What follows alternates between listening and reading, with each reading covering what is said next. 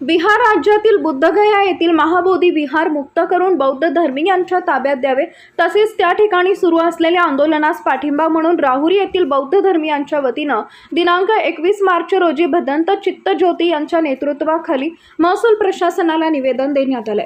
दिलेल्या निवेदनात म्हटलंय की मागील काही महिन्यांपासून बिहार राज्यातील बुद्धगया येथील महाबोधी महाविहार व्यवस्थापन ट्रस्ट कायदा 1949 रद्द करून महाबोधी महाविहार हे फक्त बौद्ध धर्मीयांच्या ताब्यात देण्यात यावे अशी मागणी संपूर्ण भारत देश व जगभरातून होत आहे।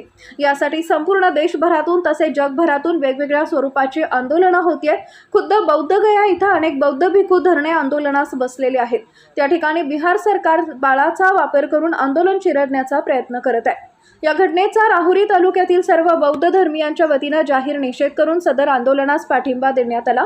तसेच महाबोधी महाविहार कायदा 1949 रद्द करण्यात येऊन कार्यरत असलेले एकूण 8 विश्वस्त हे बौद्ध धर्मीयच असावेत आणि 4 हिंदूंची विश्वस्त पदे रद्द करण्यात यावी अशी मागणी निवेदनाद्वारे करण्यात आली आहे। दिलेल्या निवेदनावर भदंत चित्तज्योती, शिरीष गायकवाड, राहुल बावस्कर, संजय संसारे, सत्येंद्र तेलतुंबडे, रोहित तेलतुंबडे, अनुसंगम शिंदे, स्मिता कसबे, मेघराज बचुटे, सुरेखा बचुटे, धनश्री जावळे, अप्पासाहेब मकासरे, माधव विधाते, सुभाष पोटे, अनिल विधाते, निश्चय रत्नपारखे, मधुकर विधाते, भाऊसाहेब जाधव, चंद्रकांत जाधव, चेतन कांबळे, बच्चन भालेराव, डॉक्टर जालिंदर घिगे, कुमार भिंगारे आदींच्या सह्या आहेत।